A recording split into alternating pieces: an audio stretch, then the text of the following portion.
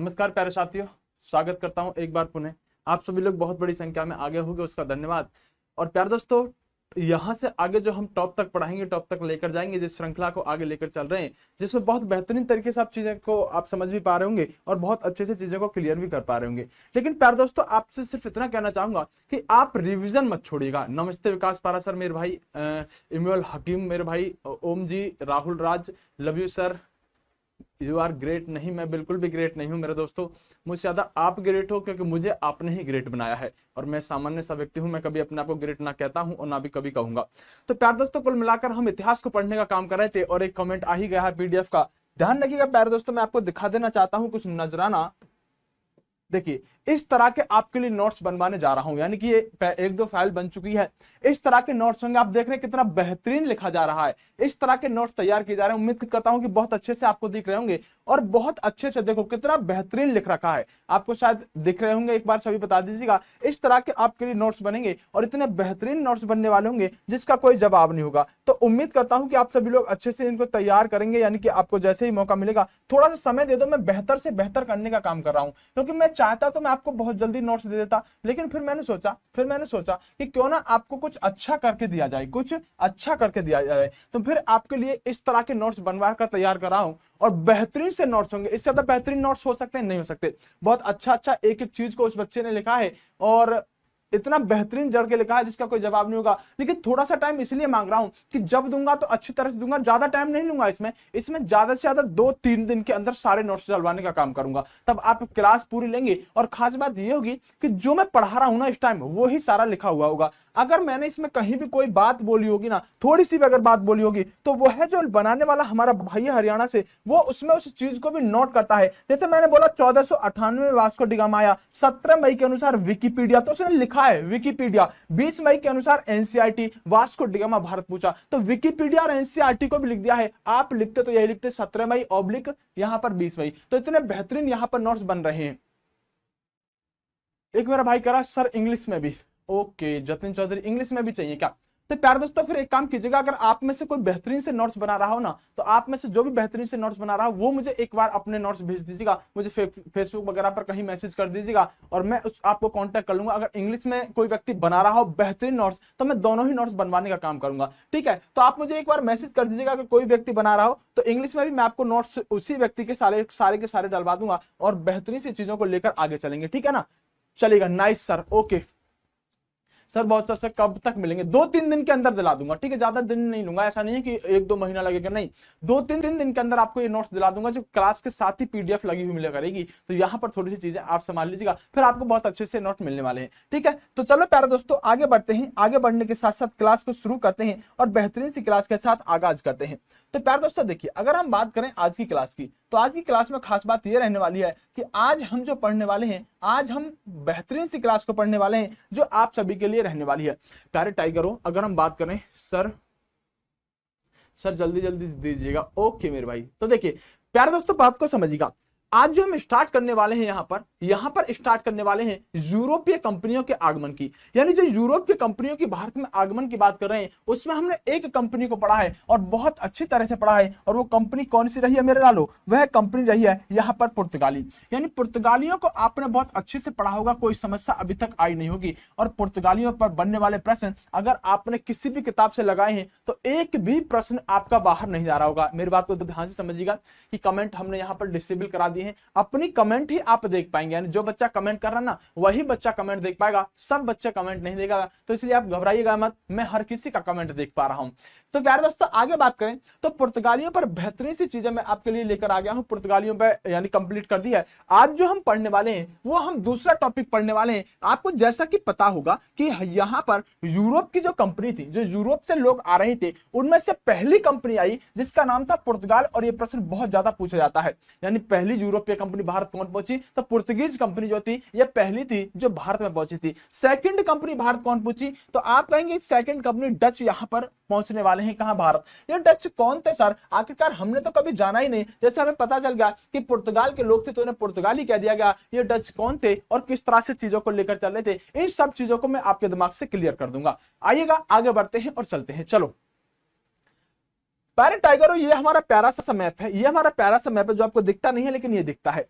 प्यारे दोस्तों, हम अभी तक जान रहे हैं कि प्रमुख रूप से यूरोप से बहुत सारी कंपनी भारत के लिए आगमन होगा।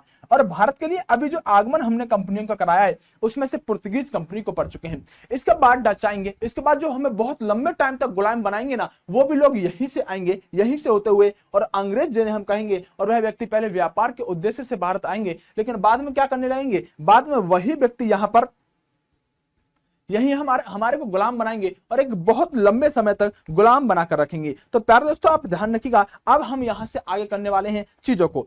अभी तक मैंने आपको पुर्तगालियों के बारे में बहुत अच्छे से बताया था और पुर्तगालियों के बारे में हर चीज सिखाकर मैं चला था, और मैंने आपको बताया था कि पुर्तगालियों का कोई प्रश्न आपसे छूटेगा नहीं। अब देखिए होता क्या है। सबसे पहली बात प्यारे दोस्तों, सबसे पहले मैं आपको यूरोप लेकर चलूंगा। और यूरोप लेकर क्यों चलूंगा, क्योंकि आपको यह बात जानना जरूरी है कि अभी तक तो आप यहां पर पुर्तगालियों को सामान देते थे, और ये पुर्तगाली वहां से सामान लेकर यानी मसाला लेकर अपने देश वापस लौट जाते थे। अब अपने देश जब वापस लौटते थे पुर्तगाल में, तो अभी तक तो हम यहां की स्थिति को देख रहे थे। अब हम देखेंगे कि आखिरकार जब ये पुर्तगाल में पहुंचते थे तो पुर्तगाल की राजधानी लिस्बन के अंदर जब इस मसाले को रख देते थे, जब ये अपने यहां पर मसाले को रख देते थे, तो यहां पर ये मसाला बेचा कैसे जा रहा था यूरोप के अन्य देशों में। इसलिए हमको कहां चलना पड़ेगा, अब हमको यूरोप घूमने चलना पड़ेगा। यानी प्यारे दोस्तों, पुर्तगाली लोग मसाला तो भारत से ले जाते थे, अब यहां अपने यूरोप में जाकर उसको बेचते कैसे थे, इस बात पर थोड़ी सी हमें बात करनी होगी। अब प्यारे दोस्तों, सबसे महत्वपूर्ण सवाल उठता है कि आखिरकार सर यहां की व्यवस्था को थोड़ा सा समझाता हूं प्यारे दोस्तों, आइएगा।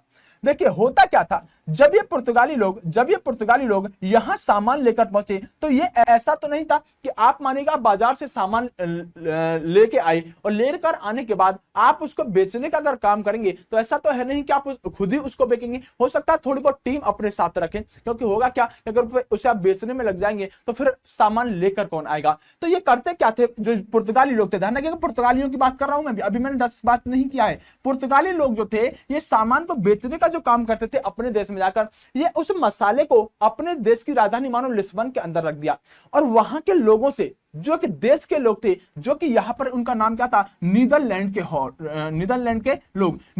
के लोगों से कहते थे कि आप एक काम करो, नीदरलैंड का दूसरा नाम ही हॉलैंड है, नीदरलैंड का दूसरा ही नाम क्या है, हॉलैंड है। तो यहां पर नीदरलैंड के लोगों से कहते थे पुर्तगाली लोग कि आप एक काम करो, इस मसाले को आप पूरे के पूरे यूरोप में बेचो। ये पुर्तगाली यहां से यहां ले जाते थे और नीदरलैंड के लोग इस पूरे के पूरे यूरोप में उस मसाले को बेचने का काम करते थे। बात क्लियर है प्यारे दोस्तों, बात क्लियर है ना। यूरोप में मसाले को हर जगह पर बेचता कौन था, तो नीदरलैंड के लोग। मसाले को लेकर कौन जाता था, तो पुर्तगाल के लोग। अब पुर्तगाल के लोग जब सामान को ले जाते थे और नीदरलैंड के लोगों से कहते थे कि इसको बेचो, आप जिस तरह बेच सकते हो यूरोप में, तब यहां पर जो नीदरलैंड के लोग थे, इनको काफी मुनाफा हो जाता था। मतलब सामान बस यहां से उठा के अन्य देशों में बेचा, तब भी नीदरलैंड के लोगों को यहां पर काफी मुनाफा हो जाता था, बहुत फायदा होता था। अब आप अच्छी तरह से जानते हैं, जब यहां पर आप किसी सामान को बेच रहे हैं, किसी डब्बे में किसी चीज को बेच रहे हैं, एक दिन आपकी चाहत ये होगी कि आखिरकार इसका बैकग्राउंड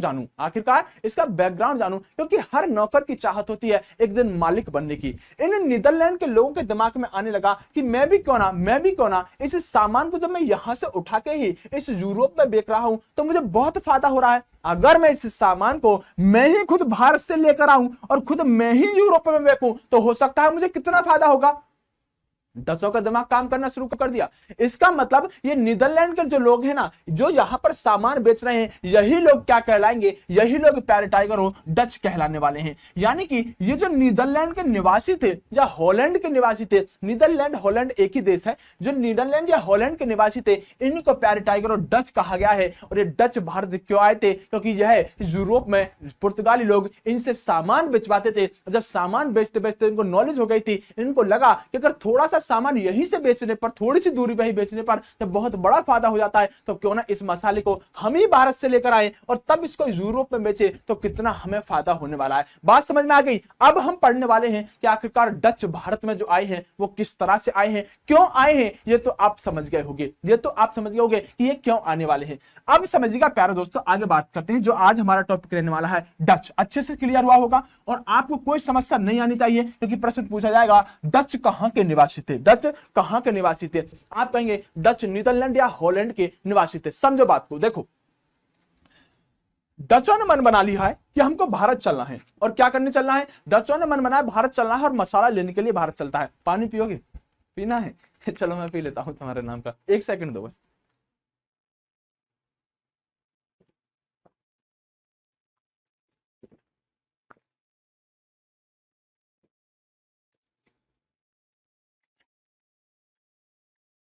हंसते खेलते रहा करो मेरे प्यार दोस्तों, जीवन में आनंद के साथ आगे बढ़ो, चिंता मत करो, सफल जरूर हो जाओगे, उदास मत होना कभी भी।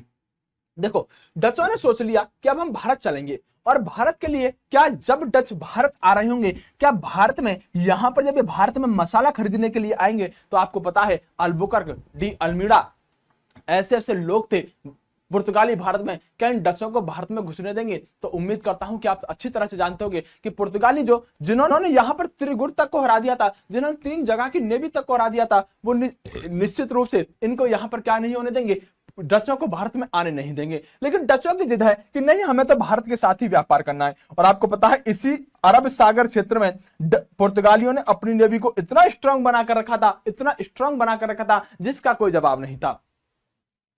इसका मतलब अब स्थिति क्या होने वाली है? डचों को भारत तो आना है और यहां पर अपनी नेवी लेकर खड़े हैं पुर्तगाली। अब एक बात बताओ, जब यहां पर पुर्तगालियों को पता चलेगा कि जिस सामान को डच यहां बेचते थे, अब डच खुद ही भारत से मसाला लेने के लिए आ रहे हैं, तो ये तो वैसे भी नहीं आने देंगे, वैसे कूटेंगे इनको यहां पकड़ के, बोले भागो यहां से, दोबारा नीदरलैंड हॉलैंड वहीं सामान बेचो, क्योंकि मुनाफा कहीं ना कहीं कम हो जाएगा पुर्तगाली लोगों का। तो आप समझकर चलिएगा अब बात हुआ क्या, और बहुत अच्छे से प्रश्न में क्लियर करता हूं। जैसे ही नीदरलैंड के लोग, डच जिन्हें मैंने कहा है, जैसे भारत की तरफ बढ़ने लगे, इनको यहीं पर मिल गए खतरनाक वाले कौन? पुर्तगाली। समुद्र में बहुत नेवी स्ट्रांग थी इनकी। इन्होंने क्या सोचा, ये डच लोग जो थे बड़े दिमागदार लोग थे। कौन थे? डच लोग बड़े दिमागदार लोग थे। इन डचों ने क्या किया, जैसे यहां से आगे बढ़ रहे थे, जैसे इन्होंने देखा कि सामने तो नेवी खड़ी है पुर्तगालियों की, इन्होंने अपना रास्ता बदल दिया और ये कहां पहुंच गए? ये पहुंच जाते हैं इंडोनेशिया। कहां पहुंच जाते हैं? ये पहुंच जाते हैं इंडोनेशिया। अब आपसे प्रश्न पूछा जाता है, और क्या प्रश्न पूछा जाएगा मैं आपको बताता हूं। इंडोनेशिया पहुंच जाते हैं और भारत के लिए तो आ रहे थे, लेकिन भारत से पहले भारत में न आकर ये इंडोनेशिया चले जाते हैं। कारण क्या था? क्योंकि पुर्तगाली लोग इनको व्यापार नहीं करने देते राजी से, और डच भी इस बात को जानते थे कि हम आसानी से भारत में व्यापार पुर्तगालियों के होते हुए नहीं कर सकते, क्योंकि यहां पर कहीं ना कहीं ये दोनों आपस में एक दूसरे के क्या थे? नौकर और मालिक की तरह काम कर रहे थे। और व्यापार में कहीं ना कहीं ये चीजें मैटर करती हैं कि डच फायदा ज्यादा ना उठा जाए पुर्तगालियों से। ये लोग कहां चले गए? ये इंडोनेशिया चले जाते हैं। इंडोनेशिया में जाने के बाद डच कहां गए? इंडोनेशिया। पहले इंडोनेशिया में जाने के बाद भारत के लोग नहीं जा सकते थे यूरोप में व्यापार करने के लिए। राहुल राज ने एक प्रश्न पूछा है कि भारत के लोग नहीं जा सकते थे व्यापार करने के लिए यूरोप में। मैं एक बात बताना चाहता हूं राहुल राज, ये भारत जो था ना, ये दुनिया में सबसे समृद्ध देश हुआ करता था। भारत अगर व्यापार करने के लिए यूरोप जाता, तो आप मुझे एक बात बताओ, किस चीज का व्यापार करने के लिए जाता? जिस ब्रिटेन, जिस यूरोप को आज आप देखते हो, जिन देशों को आप यहां पर देखते हो, पुर्तगाल आदि को, ये भूखे नंगे देश हुआ करते थे। हमारा देश इतना समृद्ध हुआ करता था, इसे सोने की चिड़िया ऐसे ही नहीं कहा गया है मेरे भाई। ये देश भारत बहुत समृद्ध हुआ करता था, इसे बिजनेस करने की जरूरत ही नहीं पड़ती थी, आवश्यकता ही नहीं पड़ती थी। हर देश हर चीज अपने देश की जमीन उगा देती है, इतना समृद्ध देश हुआ करता था। ये व्यापार करते भारत के लोग, तो क्यों करते? ये भी बात आप अच्छी तरह से जानते होंगे। जितना भी आप देख रहे हो ना, जितना आप देख रहे हो, ये सब भूखे नंगे जगह थी। ये अफ्रीका तो आज भी भूखा नंगा है। भारत की मैं बात करूं, भारत किस चीज का व्यापार करने के लिए जाता? और दूसरी बात मैं एक और बता देना चाहता हूं कि अभी से थोड़े दिन पहले ही इस दुनिया का तो पता ही नहीं था, क्योंकि ये आपको मैंने बताया है कि कोलंबस ने इस दुनिया को खोजा है, तो इस दुनिया का तो मतलब ही नहीं होता व्यापार करने का। लेकिन दूसरी बात क्या है प्यारे दोस्तों, कि भारत के पास हर वो चीज थी जो आवश्यकता होती है। आप अच्छी तरह से जानते हैं कि भारत इनके साथ व्यापार करने इसलिए नहीं जाता था। और फिर मैंने इतने अच्छे से क्लियर किया है कि यूरोप के लोग क्यों आ रहे थे व्यापार करने।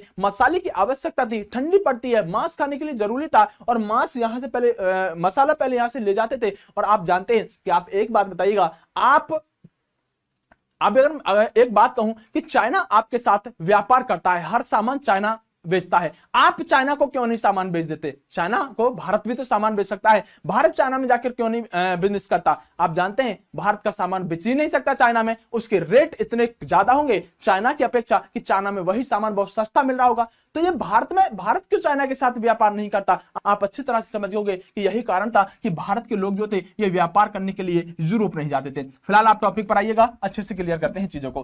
प्यारे टाइगरों, इंडोनेशिया चले जाते हैं और इंडोनेशिया जाने के बाद जब डच इंडोनेशिया गए तो इंडोनेशिया जाने के बाद वहां पर इन्होंने एक चीज को देखा कि इंडोनेशिया के अंदर एक चीज की डिमांड बहुत ज्यादा थी, और वो जो डिमांड रहने वाली थी वो डिमांड आपको याद रखनी होगी। इंडोनेशिया के अंदर कपड़े की, कॉटन की बहुत डिमांड हुआ करती थी, यानी जो कपड़ा होता था, जो कॉटन होता था, उसकी डिमांड बहुत थी, मांग बहुत थी। डचों को लगा कि शायद कुछ हम अलग लेवल पर गेम खेलते हैं। इन डचों ने क्या किया, आप अच्छी तरह से जानते हैं कि अगर मैं भारत की बात करूं तो आप अभी तक अगर पुर्तगाल के लोगों को देखेंगे, मान लीजिएगा ये भारत है, तो पुर्तगाल के लोगों ने अपना अड्डा इस क्षेत्र को बनाया था। यानी केरल की बात करें, तमिलनाडु की बात करें, इससे ऊपर अगर चले जाए गोवा तक, तो यहां पर हमेशा पुर्तगाली अपना अड्डा बनाकर रखे थे और यहीं से व्यापार करते थे, आपको अच्छी तरह से पता होगा। लेकिन प्यारे दोस्तों, अगर हम इन डचों की बात करें, डचों ने दिमाग लगाना शुरू किया, क्योंकि इंडोनेशिया यहां पर पड़ता है। और अगर हम बात करें तो डचों ने सोचा कि अगर पुर्तगाली यहां पर अड्डा बनाए हुए हैं तो हम भारत के इस कॉर्नर पर अड्डा बना लेते हैं। ये देखने में बहुत छोटा लग रहा होगा, लेकिन ये डिस्टेंस बहुत हो जाती है प्यारे दोस्तों, बहुत दूरी होती है पुर्तगाली और डचों के बीच में। तो डचों ने क्या सोचा कि हम जो अपना अड्डा यानी कि अपने लिए व्यापार स्थापित करेंगे ना, वो भारत कि हम इस क्षेत्र से करेंगे। प्रश्न ये भी पूछा जाता है, प्रश्न क्या है, देखो मैं कॉन्सेप्ट पे बताता हूं प्रश्न कैसे पूछे जाते हैं। क्योंकि पुर्तगाली दुश्मन बन चुके थे, पुर्तगाली दुश्मन ही हो गए थे जब यहां पर ये डच व्यापार करने के लिए आ गए थे, तब प्रश्न यहां पर पूछा जाता है कि आखिरकार पुर्तगाल के सारे व्यापारियों ने अपनी जितनी कंपनियां लगाई वो पश्चिमी क्षेत्र पर लगाई। किस पर? पश्चिमी क्षेत्र पर लगाई। लेकिन डचों ने अपनी पहली फैक्ट्री मसूलीपट्टनम कहां पर लगी है? आंध्र प्रदेश में। कहां पर? आंध्र प्रदेश में। प्रश्न यह पूछा जाएगा कि सिर्फ इतना बताओ, मसाला सबसे ज्यादा अगर इस क्षेत्र में होता है, पुर्तगालियों ने भी अपनी सारी फैक्ट्री यहीं पर लगाई है, तो आखिरकार डचों ने अपनी पहली फैक्ट्री आंध्र प्रदेश के मसूलीपट्टनम में क्यों लगाई? तब ये कॉन्सेप्ट पर प्रश्न होता है, क्योंकि आप इसका जवाब यह देंगे क्योंकि कहीं ना कहीं पुर्तगाली लोग डचों को व्यापार करने नहीं देते, और अगर डचों को व्यापार करने नहीं देते तो इसलिए डच इंडोनेशिया गए थे, और इंडोनेशिया से यही क्षेत्र नजदीक पड़ता, और कहीं ना कहीं डच पुर्तगालियों से कमजोर भी थे, इसलिए उन्होंने अपने आप को दूर रखते हुए अपनी पहली फैक्ट्री आंध्र प्रदेश के मसूलीपट्टनम में लगाई थी। हर बच्चा आंसर दे देता है कि डचों की पहली फैक्ट्री कहां लगी? मसूलीपट्टनम। अगर मैं पूछता हूं कि बेटा क्यों लगी मसूलीपट्टनम में, तो इस पर वह शांत हो जाता है, क्योंकि उसे पता ही नहीं होता कि सारी की सारी कहानी क्या थी। रटने सच्चाई, चीजों को समझें। तो प्यारे दोस्तों, इन्होंने देखा कि कपड़े का बहुत ज्यादा अच्छा डिमांड है इंडोनेशिया के अंदर, और ये लोग पहले कहां आते हैं? इस क्षेत्र में आते हैं, यानी भारत के इस कॉर्नर पर घुसने की कोशिश करते हैं। जैसे ये पहुंचे भारत के इस क्षेत्र में, तो इनको पता चला कि सबसे बेहतरीन कपड़े का व्यापार तो भारत में ही होता है, और इनको यह भी पता चल चुका था कि डिमांड कपड़े की कहां बहुत ज्यादा है? कपड़े की डिमांड बहुत ज्यादा इंडोनेशिया के अंदर है। अब इन लोगों ने देखो दिमाग लगाना शुरू किया। मान लो डचों ने क्या किया, मैं सारे प्रश्न एक बार लेकर भी आऊंगा, पहले कहानी को समझो। डचों ने क्या सोचा कि मान लो 100 रुपए, यानी 100 रुपए हम लेकर चले अपने देश से मसाला खरीदने के लिए भारत। 100 रुपए लेकर हम मसाला खरीदने के लिए चले भारत। जब ये यहां से आए तो मैं बता चुका हूं ये कहां चले जाते हैं, ये इंडोनेशिया चले गए थे। लेकिन अब इनको कपड़े के बारे में पता चल चुका था, और 100 रुपए लेकर ये यहां पर अपने देश से चले थे। उस 100 रुपए से क्या करेंगे? उस 100 रुपए से भारत में आकर ये खरीदेंगे पहले कपड़ा। क्या खरीदेंगे? 100 रुपए से आकर ये खरीदेंगे पहले कपड़ा। उस कपड़े को लेंगे, उस कपड़े को ले जाकर इंडोनेशिया में बेचेंगे 200 रुपए का। कितने रुपए का? 200 रुपए का। अब इस 200 रुपए को लेकर फिर पहुंचेंगे भारत, और भारत से अब खरीदेंगे मसाला, और इस मसाले को लेकर ये डच 200 रुपए के मसाले को लेकर कहां जाएंगे?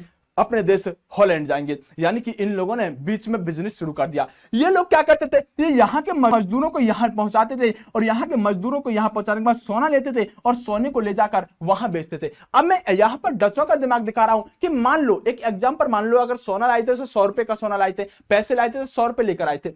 100 रुपए डच अपने देश से लेकर चले, और 100 रुपए के जो 100 रुपए थे उनको लेकर ये भारत के साथ 100 रुपए का कपड़ा खरीदते हैं, मसाला नहीं खरीदते। 100 रुपए का कपड़ा खरीदने के बाद फिर जाते हैं इंडोनेशिया, क्योंकि पता था कपड़ा कहां डिमांड ज्यादा है? इंडोनेशिया के अंदर। उस 100 रुपए के कपड़े से ये यहां पर उस 100 रुपए के कपड़े को 200 रुपए में इंडोनेशिया में बेच देते थे। इनके पास पहले 100 थे, अब 200 रुपए हो गए। उस 200 रुपए से दोबारा भारत में जाएंगे, और उस 200 रुपए से क्या खरीदेंगे? दोबारा यहां पर मसाला खरीदेंगे। अब उस 200 रुपए के मसाले को ये अपने देश लेकर जा रहे होंगे। कितना बेहतरीन दिमाग लगा दिया। आपसे प्रश्न पूछा जाता है कि भारत के अंदर किन व्यक्तियों ने, कौन सी यूरोपीय कंपनी ऐसी थी भारत में जिसने कपड़े को निर्यात की वस्तु बनाया? डचों ने भारत में आकर कपड़े को निर्यात की वस्तु बनाया था। ये प्रश्न बहुत अच्छा प्रश्न होता है, किस तरह से दिमाग लगाया है ये बात आपको समझ में आ गई होगी।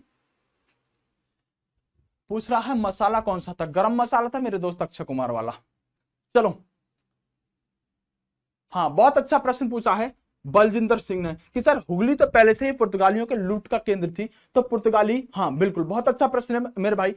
प्यारे दोस्तों ध्यान से समझिएगा इस बात को कि ये लोग जो थे ना, जो पुर्तगाली थे, सबसे मुख्य चीज होती है कि आपका घर कहां पर है, आपका घर कहां पर है, आप कहां घूमने जाते हैं वो बात एक अलग होती है, आपका घर कहां पर है। क्योंकि आप जानते हैं कि ज्यादातर जितनी भी पुर्तगालियों की फैक्ट्री है ना, वो सारी की सारी यहां लगेंगे। हालांकि ये तो पूरे के पूरे समुद्र में, अब ऐसे तो ये इनको यहां पर भी पकड़ के कूट सकते थे रास्ते में, लेकिन कहीं ना कहीं दूरी बनाकर डचों ने रखा था कि अगर यहां पर पुर्तगाली लोग यहां पर हैं तो हम यहां से एंट्री ले लेते हैं। यह बात बिल्कुल ठीक है कि इन्होंने लूट का केंद्र पुर्तगाली हुगली नदी को बनाया था, लेकिन ऐसा तो नहीं हो सकता ना कि अगर इन्होंने लूट का केंद्र बनाया था तो हम यहां पर अंदर जा ही नहीं सकते। ये तो लूटते रहते थे, घूमते रहते थे समुद्र के इस क्षेत्र में, तो ऐसा थोड़ी था कि यहां से डचों को आने ही नहीं देंगे, बच बचाकर चीजें आ जाती थी। अब समझिएगा मैं बात को, अगर आपकी बात को और गहराई से लेकर चलूं तो अब क्लियर करने वाला हूं कि आखिरकार लूट का केंद्र बनाया था तो आखिरकार कैसे इन लोगों ने आगे की स्थिति को संभाला था, और अगर हुगली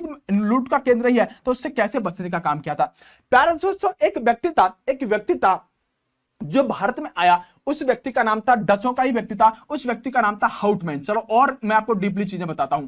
उस व्यक्ति का नाम था हाउटमैन। ये हाउटमैन नाम का व्यक्ति सबसे पहले आता है कहां पर, भारत में, डच यात्री था। ये हाउटमैन आने के बाद इसको सारी की सारी कंडीशन को देखता है, और ये जब अपने देश वापस जाता है तो इस व्यक्ति ने जाकर सबसे पहले डचों का जो देश था नीदरलैंड, हॉलैंड, वहां की संसद से एक बिल पास करवाया। ध्यान से सुनो, मैं बताना चाहता हूं आपकी बात को।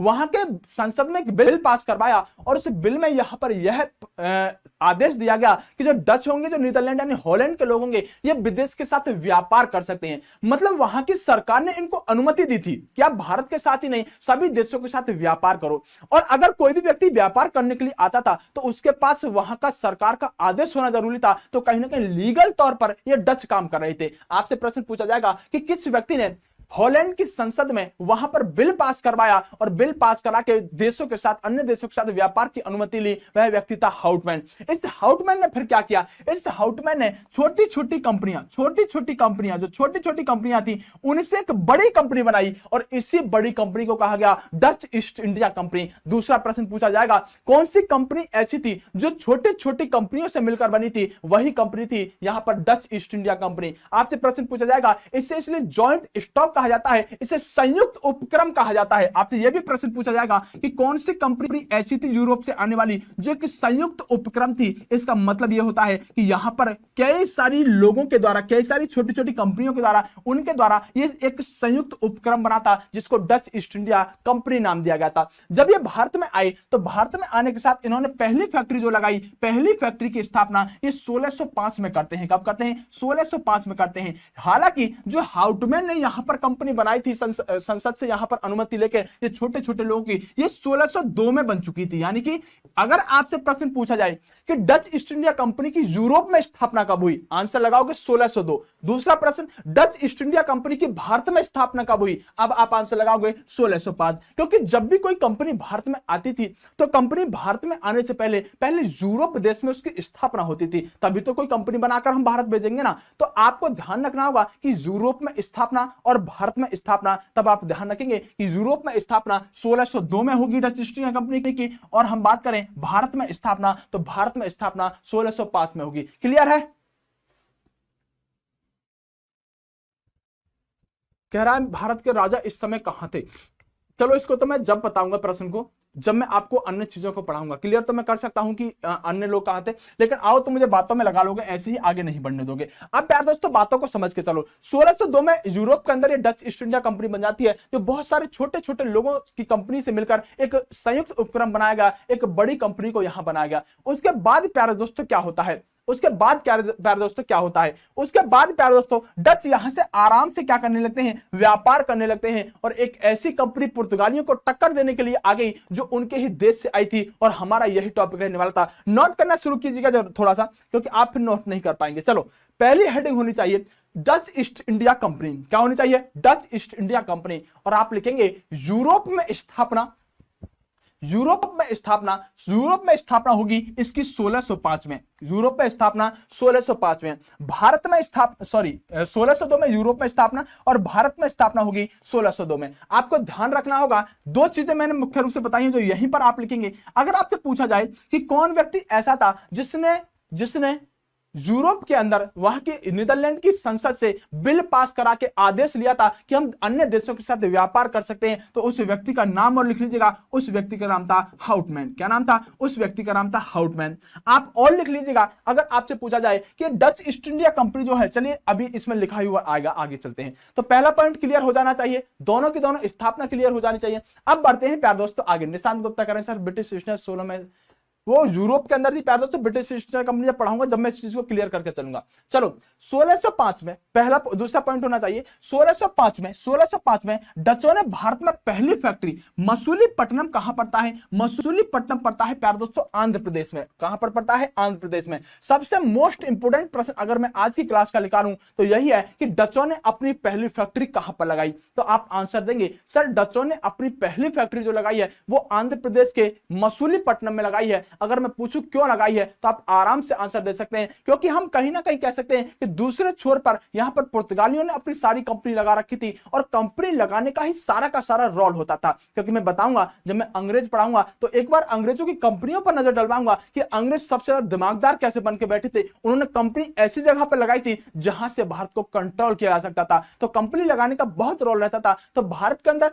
डचों ने अपनी पहली फैक्ट्री कहां पर लगाई है, डचों ने अपनी पहली फैक्ट्री मसूलीपट्टनम में लगाई है। आपको आंध्र प्रदेश ऑप्शन में मुश्किल देता है, इसी को देता है मसूलीपट्टनम। कहां पर है, आंध्र प्रदेश में है। चलिएगा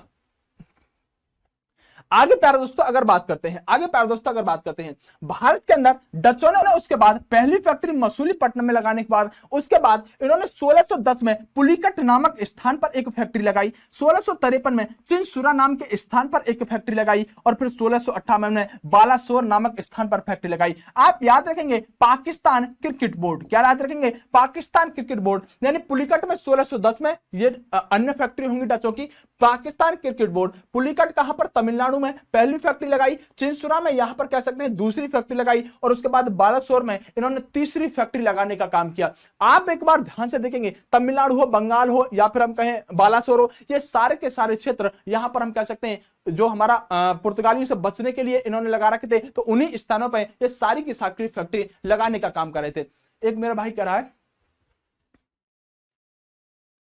सर लाइव क्लास दो, कोई देख सकता है, मेरा भी देखना चाहता है। लाइव ही तो क्लास चल रही है मेरे लाल, तुझे रिकॉर्डेड लग रही होगी, चल कोई बात नहीं है। तो चलो प्यारे दोस्तों तीन फैक्ट्री अन्य याद रखेंगे। अब देखो मेरे प्यारे दोस्तों, मैंने आपको बताया था कि डच लोग जो थे ना ये बड़ा दिमाग से चले थे और उन्होंने कपड़े को क्या बना दिया था, कपड़े को एक ऐसी वस्तु बना दिया था जो व्यापार की वस्तु थी। उससे पहले कपड़े का व्यापार भारत नहीं करता था लेकिन उस समय यूरोप के लोगों के साथ करता था। वहां की महिला दीवानी हुआ करती थी, रोम की महिला हुआ करती थी, लेकिन उस लेवल पर कपड़े का व्यापार नहीं होता था। इन डचों ने आकर पहली बार कपड़े को यहां पर निर्यात की वस्तु बनाया था। और कैसे बनाया था, ये इंडोनेशिया को उस कपड़े को बेचने का काम करते थे, वहां जाकर उस कपड़े को महंगा बेचते थे, उस पैसे से मसाला खरीदते थे और उस पैसे से क्या कर लेते थे, उस पैसे से उसके बाद ये अपने देश से मसाला लेकर चले जाते थे।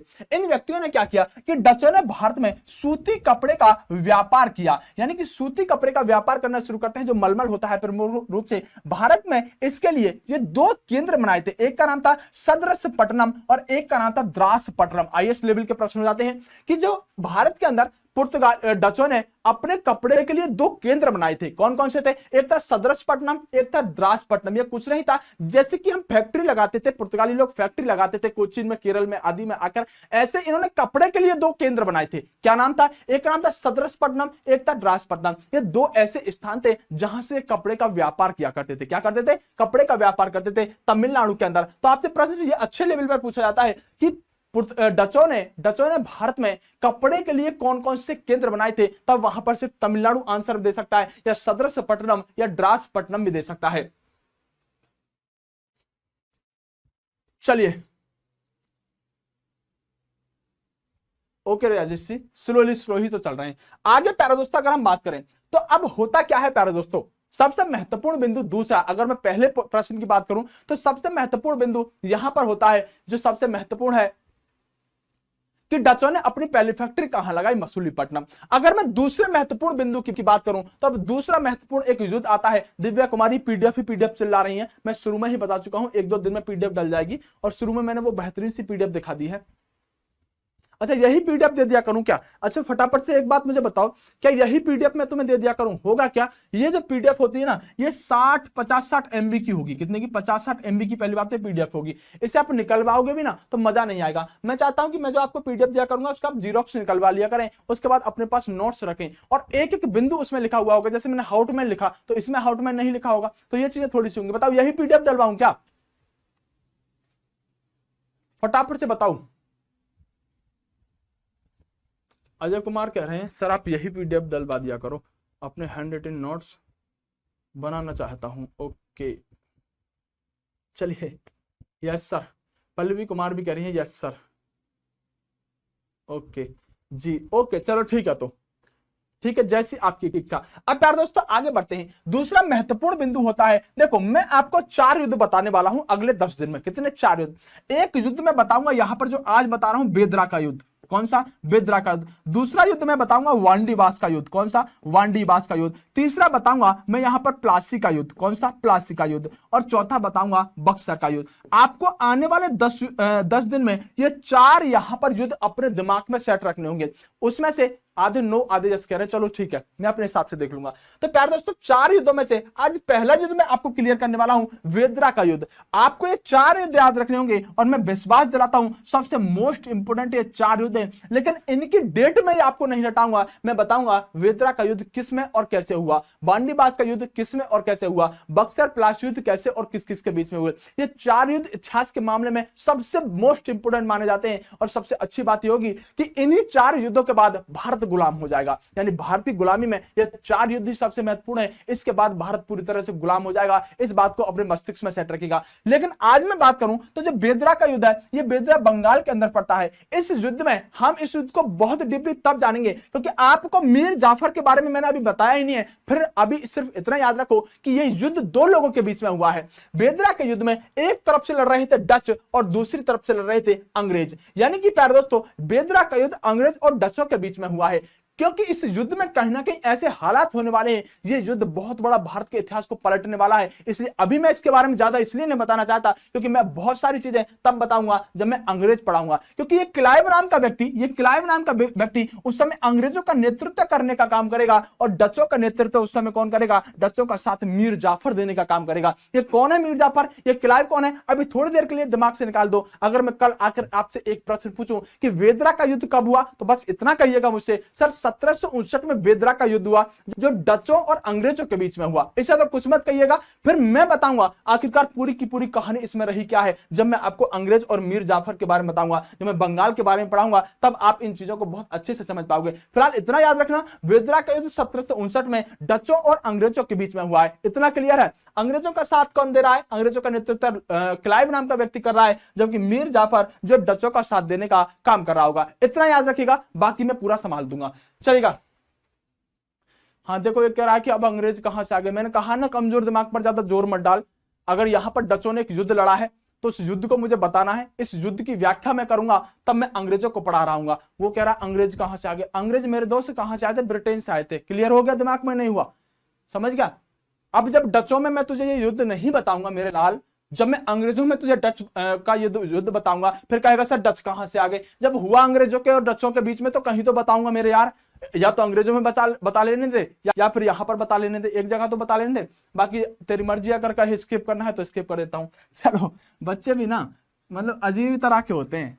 चलो, ऑफलाइन में होते ना, तुम सामने बैठे होते, तेरा कान पकड़ के उठा के बाहर भेज देता, फिर बुला लेता, कोई बात नहीं, चल अपना ही भाई है। चलो आओ प्यारे दोस्तों आगे बढ़ते हैं। आगे प्यारे दोस्तों रखिएगा, इस युद्ध के बाद बेदरा का युद्ध जो था, ये डचों का यहां पर पतन का कारण बनता है। और डचों का जो पतन का कारण का युद्ध बना है वह बना है बेदरा का युद्ध। इस युद्ध के बाद डच चले जाते हैं इंडोनेशिया, डच चले जाते हैं इंडोनेशिया। ये बड़े दिमागदार लोग हुआ करते थे, क्योंकि प्यारे टाइगरों आपको समझना होगा, और ये प्रश्न पूछा गया है, ये प्रश्न पूछा जाता है कि बेदरा के युद्ध में डच हार जाने के बाद कहां चले जाते हैं, तो ध्यान रखिएगा ये अपने देश हॉलैंड नहीं जाते, ये अपने देश हॉलैंड ना जाकर ये इंडोनेशिया चले जाते हैं। क्योंकि एक बात मैं और आज आपको बताने वाला हूं जो आपको शायद यहां पर अजीब लगेगी। आपको ध्यान रखना होगा कि ज्यादा मसाला भारत में होता है और अच्छा मसाला इंडोनेशिया में होता है। ये डच जानते थे, जबकि जितने भी यूरोप की कंपनी भारत में आई है ना, कोई भी इस बात का अंदाजा नहीं लगा पाई थी आज तक कि अच्छा मसाला इंडोनेशिया में होता है, जबकि डच इस बात को जानते थे कि अच्छा मसाला, भारत से भी अच्छा मसाला इंडोनेशिया में होता था। लेकिन ज्यादा मसाला कहां होता था? ज्यादा मसाला भारत में होता था। तो डच इसलिए कहां चले जाते हैं? इंडोनेशिया चले जाते हैं। तो आपसे प्रश्न पूछा जाता है कि बेदरा के युद्ध में हारने के बाद डच कहां गए? डच इंडोनेशिया गए। डच क्यों इंडोनेशिया गए? अपने देश क्यों नहीं गए? क्यों पर हमें बहुत जोर देना होता है। तो ध्यान रखिएगा, मैंने बताया है कि अच्छा मसाला इंडोनेशिया में होता है और ज्यादा मसाला भारत में होता है। तो डचों ने सोचा कि कहीं ना कहीं अगर हमें मसाले का व्यापार ही करना है तो इंडोनेशिया के साथ आगे चलाते रहेंगे, जिससे कि हमारे आगे की चीजों में समस्या ना आए। इसलिए डच भागे कहां हैं? इंडोनेशिया भागे। अगर प्यारे दोस्तों आगे बात करें 1596 में एक पॉइंट लिखकर चलिएगा, बस सामान्य सा पॉइंट है कि कार्नेविस हस्तमान ये डच यात्री था, ये सबसे पहले भारत आने वाला व्यक्ति था। कई बार जैसे कि वास्को डी गामा हुआ, पहली बार पुर्तगाली कंपनी से भी पहले वह वास्को डी गामा भारत आ चुका था। ऐसे ही अगर पूछा जाए कि सबसे पहले डच यात्री कौन था जो भारत में आया, पूछा कभी नहीं जाएगा, लेकिन फिर भी एक दो बार बहुत अच्छे लेवल के एग्जाम में पूछा गया है। पहला डच यात्री जो भारत में आता, इस व्यक्ति के नाम को थोड़ा सा याद रख लीजिएगा, ज्यादा ये महत्वपूर्ण प्रश्न बिल्कुल भी नहीं है, ना भी याद रखोगे तो चलेगा। ये पहला डच यात्री है जो देखो 1596 में ही आ गया था, मतलब 1596 घूमने फिरने के लिए आ गया था। और इस व्यक्ति ने पूरा का पूरा वृत्तांत फिर वहां जाकर बताता, जो मैंने बताया कि मसाला वहां बेचते थे तो इनको खबर लग चुकी थी। आगे प्यारे दोस्तों अगर बात करें, डचों ने कोच्चि में एक फोर्ट विलियम नाम का किला बनाया। क्या? फोर्ट विलियम नाम के किले की स्थापना करने का काम किया। डचों की जो कंपनी थी ना, वो एक संयुक्त उपक्रम कंपनी थी, मतलब बहुत सारे लोगों ने मिलकर बनाई थी और इसमें मिलकर बनाने में काम कर रहा था, जिसका नाम था कॉर्नेलियस हाउटमैन। ये कॉर्नेलियस हाउटमैन नाम का व्यक्ति जो यहां पर पूरी तरह से सानिध्य में काम कर रहे थे, जो छोटी छोटी कंपनी थी, उन छोटी छोटी कंपनियों को जोड़ने का काम कौन कर रहा था? हाउटमैन कर रहा था। आपसे प्रश्न पूछा जाता है कि यूरोप से निम्नलिखित में से कौन सी कंपनी ऐसी है जो भारत में आई और एक संयुक्त उपक्रम थी? उसमें आपको ब्रिटिश ईस्ट इंडिया कंपनी दे देगा, डच ईस्ट इंडिया कंपनी दे देगा, पुर्तगाली ईस्ट इंडिया कंपनी दे देगा। आप आंसर लगाएंगे डच ईस्ट इंडिया कंपनी एक संयुक्त उपक्रम थी। चलिए, मेरा एक भाई पूछ रहा है, कोई देवी है यानी कि बहन है हमारी, पूछ रही है सर इंडोनेशिया कहां पर है। तो बहन जी देखिए, इंडोनेशिया जैसे आप हिमालय है ना, मतलब अब मैं पूरा ही आपको क्या बताऊं, जैसे अंडमान निकोबार है ना, तो अंडमान निकोबार से आप नीचे की तरफ जाएंगे, वैसे तो हिमालय का ही भाग है अंडमान निकोबार, उस अंडमान निकोबार से आप नीचे की तरफ जाएंगे तो वहां पर एक देश पड़ता है इंडोनेशिया। इंडोनेशिया कुछ भी नहीं है, इंडोनेशिया जो है वो एक देश है जिसकी राजधानी पहले जकार्ता हुआ करती थी। और अगर हम इंडोनेशिया की बात करें तो आपको थोड़ी सी मैप की नॉलेज होनी चाहिए, और अगर आप मैप की नॉलेज कर लेंगे तो फिर उसके बाद समस्या नहीं आएगी। आप ये समझकर चलो कि इंडोनेशिया एक देश है जो कि नीचे की तरफ पड़ता है, यहाँ पर जो अंडमान निकोबार है उससे नीचे की तरफ पड़ता है। तो प्यारे दोस्तों अगर हम आगे बात करें तो एक महत्वपूर्ण प्रश्न याद रखिएगा कि डचों ने एक सिक्का चलाया जिसका नाम था पैगोडा। पैगोडा नाम का सिक्का भारत में किसके द्वारा चलाया गया? डचों ने भारत में पैगोडा नाम का सिक्का चलाया था। चलो अब मैं आपको आज की क्लास डचों पर मुझे कंप्लीट करानी थी, जो कि मैंने कंप्लीट कराई है। अब मैं डचों से महत्वपूर्ण 10 प्रश्न निकालता हूं और आपसे 10 प्रश्न पूछता हूं। जिस बच्चे ने क्लास ली होगी उसको 10 प्रश्न रिवाइज कराऊंगा और सबसे महत्वपूर्ण प्रश्न होंगे जो आज तक की परीक्षा में आए। सभी तैयार हो क्या? आज की क्लास से क्रीम निकालता हूं 10 क्वेश्चनों की, और उन 10 के 10 क्वेश्चनों को आपको मैं याद कराऊंगा यहीं पर, और आप खुद भी मेरे साथ रिकॉल कीजिएगा कि सर डच आपने हमें कंप्लीट पढ़ा है, डचों से प्रश्न क्या क्या बन सकता है। वैसे तो प्रश्न देखिए पूरे के पूरे कॉन्सेप्ट पर कहीं से कैसे भी निकाल सकता है, लेकिन फैक्ट के रूप में बात करें, फैक्ट के थॉट पर बात करें तो आप जानते हैं कि वह 10 प्रश्न क्या हो सकते हैं सर जो महत्वपूर्ण सबसे ज्यादा डचों से पूछे जाते हैं। चलो बताता हूं। पहला प्रश्न होगा डचों से कि डच कहां के निवासी थे। सबसे इजी प्रश्न, डच कहां के निवासी थे। आंसर आपका कमेंट होना चाहिए, हर बच्चे का होना चाहिए, इतनी बड़ी संख्या में आप देख रहे हो। डच कहां के निवासी थे? आंसर दोगे डच नीदरलैंड या हॉलैंड के निवासी थे। जीवन में दुख उत्पन्न हो जाता है, कई बार वो आप नीदरलैंड याद करते हो, वो हॉलैंड देता है। हॉलैंड और नीदरलैंड एक ही देश है। दूसरा प्रश्न बनेगा प्यारे दोस्तों डचों ने अपनी पहली फैक्ट्री कहां पर लगाई? पहले बिल्कुल क्रीम मोस्ट इंपोर्टेंट निकाल रहा हूं, ध्यान रखना। डचों ने अपनी पहली फैक्ट्री कहां लगाई? आप कहेंगे मसूलीपट्टनम में डचों ने अपनी पहली फैक्ट्री लगाई। मसूलीपट्टनम आंध्र प्रदेश में पड़ता है। बात क्लियर है। दूसरा प्रश्न बनेगा, भारत में यूरोपीय कंपनी आने वाली कौन सी थी जो कि संयुक्त उपक्रम था, जो ज्वाइंट स्टॉक के नाम से जानी जाती है, जो बहुत सारी छोटी छोटी कंपनियों से मिलकर एक बड़ी कंपनी बनी थी? वह थी यहां पर कौन सी? Dutch East India Company. दूसरा प्रश्न पूछा जाएगा प्यारे दोस्तों आपसे कि वह कौन व्यक्ति था डचों की तरफ से, हॉलैंड में वह कौन व्यक्ति था जिसने यहां पर भारत में आकर स्थिति को देखते हुए हॉलैंड की संसद में एक बिल पास करवाया जो अन्य देशों के साथ व्यापार के लिए यहां पर आदेश था? नाम होगा हाउटमैन। कॉर्नेलियस हाउटमैन नाम का व्यक्ति वहां की संसद से क्या कराता है? वहां की संसद से बिल पास कराता है। यह आपके लिए महत्वपूर्ण बिंदु होगा। आपसे प्रश्न पूछा जाएगा, कौन सी यूरोपीय कंपनी ऐसी थी जिसने पैगोडा नाम का सिक्का चलाया? आप आंसर देंगे क्या? पैगोडा नाम का सिक्का चलाने वाली कंपनी कौन सी है? तो कहेंगे कि डच ईस्ट इंडिया कंपनी ऐसी थी जिसने भारत में आकर पैगोडा नाम का सिक्का चलाया। आपसे दूसरा प्रश्न एक और इंपोर्टेंट निकालता हूं, भारत में वह कौन सी कंपनी थी? भारत में वह कौन सी कंपनी थी जो हारने के बाद इंडोनेशिया चली गई? आप आंसर देंगे डच ईस्ट इंडिया कंपनी वेदरा के युद्ध को हारने के बाद इंडोनेशिया चली गई। प्रश्न महत्वपूर्ण अगर मैं एक और निकालूं तो आपसे पूछा जाएगा, वेदरा का युद्ध कब हुआ? आप आंसर देंगे 1759 में वेदरा का युद्ध हुआ, जिसमें एक तरफ से डच लड़ेंगे, दूसरी तरफ से अंग्रेज लड़ेंगे। अंग्रेजों का नेतृत्व रॉबर्ट क्लाइव नाम का व्यक्ति कर रहा होगा, जबकि डचों का साथ मीर जाफर नाम का व्यक्ति दे रहा होगा। अगर मैं आपसे प्रश्न एक और निकाल कर लेकर आऊं तो प्रश्न होगा मेरे प्यारे टाइगरों, भारत में कपड़े को निर्यात की वस्तु बनाने वाले कौन थे? तो आप आंसर क्या देंगे? भारत में कपड़े को निर्यात की वस्तु बनाने वाले लोग कौन थे? डच रहने वाले थे। डचों ने भारत के साथ साथ किस देश के साथ भी व्यापार किया था? आप कहेंगे डचों ने भारत के साथ साथ इंडोनेशिया के साथ भी व्यापार किया था। डच भारत में आकर इंडोनेशिया के साथ किस चीज का व्यापार करते थे? डच भारत में आकर इंडोनेशिया के साथ कपड़े का व्यापार करते थे। प्यारे दोस्तों, ये महत्वपूर्ण, सबसे महत्वपूर्ण प्रश्न होंगे और उम्मीद करता हूं कि मैंने बहुत अच्छे से पहले समझाया, फिर मैंने लिखाया, क्योंकि एक बार समझाते टाइम सारी चीज आपको अच्छे से समझ में आई कहानी की तरह। फिर मैंने जब लिखाया, जब मैंने आपको बहुत सारी चीज जो बताई थी वो दोबारा से आपको रिकॉल कराई। अंत में एक बार फिर सारे महत्वपूर्ण प्रश्न निकाल दिए हैं 2 मिनट के अंदर, जो आपको परीक्षा में देखने के लिए मिलेंगे। तो यही तरीका मेरा पूरा इतिहास में रहेगा।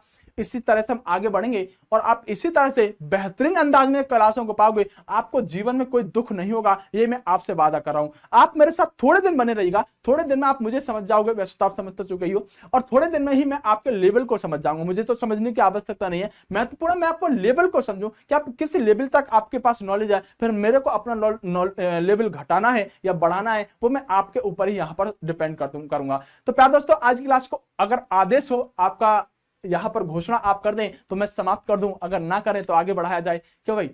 Love you sir, love you मेरे प्यारे दोस्त। कैसी लगी क्लास, एक बार इस बात का कमेंट करो, क्लास कैसी लगी? वास्तव में मजा आता ही है या तुम बस ऐसे ही मेरा मन बहलाने के लिए कह देते हो, अरे सर आप बहुत अच्छा पढ़ाते हो, सर बहुत अच्छा पढ़ाते हो? कभी कभी ऐसा तो नहीं है तुम मेरा उल्लू बना देते हो? क्यों भाई? तुम मेरा उल्लू तो नहीं बना देते? सर आप बहुत अच्छा पढ़ाते हो, चढ़ा दिया मास्टर को, और गुरुजी बहुत बढ़िया पढ़ाते हो। पता चला मास्टर को कि कुछ खुद ही नहीं पता चल रहा था कि कैसा पढ़ा रहा हूँ। वैसे मुझे पता है कि मैं कैसा पढ़ाता हूँ, लेकिन फिर भी आपका फीडबैक लेना जरूरी होता है। सही बात है ना? और फिर आप तो पैसे ले लिए तो अब तो और भी ज्यादा जरूरी हो जाता है, क्योंकि पैसे में तो एक्स्ट्रा चीज देनी पड़ती है। बाकी ये चीजें मैं यूट्यूब पर जब पढ़ाता हूं तो उतना शायद नहीं बताता हूँ, लेकिन यहाँ पर बहुत अच्छे से क्लियर करूंगा। Nice sir, okay, love you मेरे भाइयों को, सभी को। इसी तरह बने रहिएगा, मैंने हमेशा कहा है कि आपके साथ इसी तरह चलते रहेंगे, बढ़ते रहेंगे। ओके सर, पीडीएफ 101% डलवा दूंगा, 1-2 दिन का टाइम दे दो, सारी पीडीएफ फिर क्रम से आएंगी। ठीक है, सारी पीडीएफ फिर क्रम से आएंगी, एक भी पीडीएफ आपको परेशानी नहीं होगी। चलो ठीक है, मजा आ गया। ओके, बहुत अच्छी, best sir, love you sir, super sir, आप जैसा कोई नहीं। ओके, कुछ लोग कह रहे हैं सर नहीं अभी क्लास को आगे बढ़ाया जाए। नो नहीं, चलिए अब तो मैं खत्म ही करता हूं, क्योंकि इससे अगली कंपनी पढ़ेंगे, एक क्लास में लगभग एक कंपनी को कंप्लीट कर देंगे। लेकिन ऐसा कर देंगे कि उससे कितना भी डीपली प्रश्न पूछा जाए, किसी भी किताब का एक भी प्रश्न छोड़कर नहीं चलेंगे। चलो प्यारे दोस्तों, बेस्ट ऑफ लक, नमस्कार, जय हिंद। मिलते रहेंगे, चलते रहेंगे, बढ़ते रहेंगे, और इसी तरह आप अपनी मंजिल की